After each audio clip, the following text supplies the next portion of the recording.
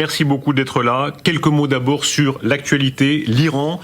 Ce régime tel qu'il est aujourd'hui, pourquoi est-ce qu'il est selon vous un danger au-delà du Proche-Orient, un danger pour nous tous ? Alors, sur le dossier iranien, il y a deux problèmes de fond. Numéro un, l'Iran est le premier État parent du terrorisme au monde. C'est un régime hybride entre le marxisme et l'islamisme. Et les racines intellectuelles de la révolution de 79 ont emprunté massivement aux théories communistes pour politiser l'islam. Je ne dois pas vous souligner que le moteur du régime, c'est la haine du capitalisme et de l'impérialisme occidental. Et contrairement à un État traditionnel qui recherche à protéger ses frontières, la République islamique se voit comme une cause universelle contre l'hégémonie occidentale et vise à exporter la révolution. Donc nous, notre approche dans l'administration Trump est très simple. Face à cette menace, le président Trump estime qu'il soit nécessaire de mettre en œuvre une stratégie de pression maximale afin de paralyser et d'assécher les ressources financières du régime. Notre politique a trois objectifs stratégiques très clairs: l'arrêt définitif du programme nucléaire iranien, la fin du financement du terrorisme régional et la protection d'Israël et de nos alliés arabes. Notre point de vue, c'est qu'on peut avoir la sécurité collective ou l'apaisement, mais on ne peut pas avoir les deux.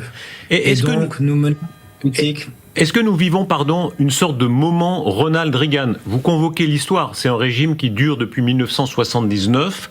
Est-ce qu'on est à un moment comme ça de bascule où vous espérez que ce régime tombe ? Une des principales caractéristiques des années Reagan était effectivement le clash entre la clarté morale et le relativisme. La clarté morale exige de reconnaître que la mesure géopolitique du monde est l'État-nation, que l'Occident appartient à une civilisation et à une culture qui sont les siennes, avec des valeurs de liberté qui sont éminemment supérieures à celles de la décroissance et du marxisme refoulé. Donc oui, nous vivons effectivement dans un moment critique que j'appellerais plutôt d'ailleurs un moment Trump. Jacob Elberg, le secrétaire d'État Rubio à Munich a eu des mots plutôt chaleureux pour l'Europe, mais en parlant de son risque de déclin. Expliquez-nous cela. D'abord sur l'économie. Si nous sommes en déclin, d'après vous, pourquoi ? Écoutez, ce que le secrétaire d'État Rubio a dit à Munich est très simple, c'est que l'Amérique ne peut pas vouloir la force plus que les Européens eux-mêmes. Nous voulons une Europe forte, mais une Europe qui se respecte. Le déclin de l'Europe n'est pas une fatalité, mais c'est un choix, et c'est d'ailleurs un très mauvais choix. L'Europe s'étouffe sous les règles. Il y a des milliers de pages de régulation pour tout et n'importe quoi, et les entreprises américaines comme les entreprises européennes ne peuvent plus rien construire, ne peuvent plus rien inventer sans demander la permission à un bureaucrate. Et ça, c'est pas tenable. Et le deuxième point, c'est le plus gros désastre. C'est sans aucun doute la submersion migratoire que l'Europe subit depuis maintenant plus de 25 ans. On ne peut pas avoir un pays ou un continent si on n'a pas de frontières. Et ce qui se passe en Europe, c'est l'invasion de millions de personnes sans aucun contrôle. Et par politesse politique, les Européens détruisent leur propre culture et leur sécurité. Donc, notre administration veut une Europe forte, une Europe fière, qui se respecte avec des frontières et qui libère ses entrepreneurs. Voilà notre message. Vous êtes spécialement critique pour la Commission européenne. Vous dites elle fonctionne au détriment des nations. Pourquoi ? Alors, nous ne portons pas jugement sur le détriment que la Commission européenne porte sur les nations, mais ce que nous observons, c'est la division opaque des tâches entre la Commission européenne et les gouvernements nationaux. La Commission européenne contrôle la politique monétaire ainsi que toutes sortes de politiques réglementaires sur le marché commun européen. Et on se retrouve aujourd'hui dans une situation où les peuples européens élisent des leaders à l'échelle nationale qui ont de moins en moins d'autorité sur l'économie de leurs frontières. Et donc, et ça crée des vrais problèmes quand nous, on essaye de coordonner notre politique économique avec l'Europe parce que Ça fait qu'à chaque fois, on doit coordonner avec 27 pays différents qui sont souvent pas du tout d'accord, qui ont des intérêts totalement différents. Et finalement, ça crée des manques de communication qui sont très importants entre nos deux continents. Vous avez parlé du contrôle des frontières. Vous avez changé de politique des frontières de manière très marquée. Vous savez que beaucoup en Europe considèrent que vous l'avez fait de manière inhumaine. Est-ce que vous espérez que la politique des frontières en Europe change? Est-ce que vous vous battrez pour cela? La politique des frontières européennes, c'est un combat qui est distinctement européen. C'est aux Européens de prendre leur destin en main. Mais comme le secrétaire d'État Rubio a dit de façon très claire, nous estimons que notre destin est lié à celui de l'Europe parce que nous appartenons à la même civilisation. Et donc, en tant que cousins civilisationnels, nous encourageons les leaders européens à se réveiller et à avoir un certain sursaut politique et à prendre leurs frontières en main afin de regagner leur destin et de regagner leur économie. Quelle sera la forme du sursaut que vous appelez de vos voeux? Vous, les Américains, vous ne vous gênez pas toujours pour vous mêler un peu de politique en Europe. Je rappelle que Obama avait fait campagne contre le Brexit quand il était président. Ensuite, il avait notamment soutenu Emmanuel Macron ici en France. Pour vous, aujourd'hui, pour l'administration Trump, qui incarne en Europe le renouveau? Écoutez, les candidats dans des élections diverses et variées, c'est aux Européens de les choisir. Nous, ce qu'on constate, c'est qu'il y a deux obstacles principaux et majeurs entre l'Europe faible et l'Europe forte. C'est la surréglementation et la surtaxation des peuples européens, d'une part, et d'autre part, c'est la submersion migratoire qui est en train de plonger l'Europe dans le sectarisme. Et donc, nous faisons tout ce qu'on peut pour souligner. Le secrétaire d'État Rubio a dit de façon très claire que nous communiquons ça de façon franche et honnête because we care. We are the only Car nous partners nous en of soucions, Europe nous sommes les seuls partenaires de l'Europe who care enough to actually communicate this message à in an nous honest soucier way. suffisamment du sort de l'Europe pour vous dire ces choses-là honnêtement. And we will always be honest with our friends in Europe, but because we care, we are sometimes brash in our communication style, but it Et is nous out of sommes passion. toujours honnêtes avec nos voisins européens, même si parfois c'est avec beaucoup de franchise, mais c'est parce que nous nous soucions de votre sort. Jacob Elberg, dans la stratégie nationale de sécurité du président Trump, il avait dit on va s'appuyer sur certains partis. Alors c'est pas un mystère, il y a de très bonnes relations avec Monsieur Orban en Hongrie, avec Madame Meloni en Italie. En France, ce sera qui? Ou ce serait qui? The political paths of the French people are for the French to decide. C'est aux Français de décider quel chemin ils vont emprunter politiquement. Notre rôle, c'est simplement de souligner le fait que la submersion migratoire, la surréglementation et la surtaxation se fait au détriment des Européens et des citoyens français. Les Français et les Européens sont pleins de ressorts. La France est le pays qui a inventé le Concorde, le TGV. C'est un leader dans l'énergie nucléaire. Ils ont toutes les cartes en main pour être un grand pays si ils se donnent les moyens de construire et s'ils ont des frontières qui assurent une sécurité au peuple français. Donc nous aurons toujours ces discussions franches, mais en fin de compte, c'est aux Français et aux Européens de décider pour qui ils veulent voter. Jacob Elberg, vous parlez bien français, posez la question en français, essayons de le poursuivre en français. Vous savez que les Européens vous regardent, vous, l'administration Trump, de deux manières. Il y a ceux qui disent ils ne nous aiment pas. Trump, Vance, Rubio ne nous aiment pas. Et ceux qui soulignent au contraire que le président Trump est allé à Notre-Dame, que Vance, ici à Paris, a visité le Louvre avec une attention particulière, qu'en réalité vous nous aimez mais différemment. Quelle preuve vous nous donnez d'amour ou de désamour? Nous voulons une Europe forte et une Europe fière, et nous sommes les seuls partenaires de l'Europe dans le monde à se soucier suffisamment de vous pour être honnêtes sur nos préoccupations. Beaucoup d'autres pays ne disent rien parce qu'ils s'en fichent, et nous nous en soucions. Donc nous sommes honnêtes avec nos cousins européens et nous continuerons à être honnêtes. Qu'est-ce que ça veut dire plus directement? Est-ce que M. Trump aime l'Europe? Aime la France. Bien sûr.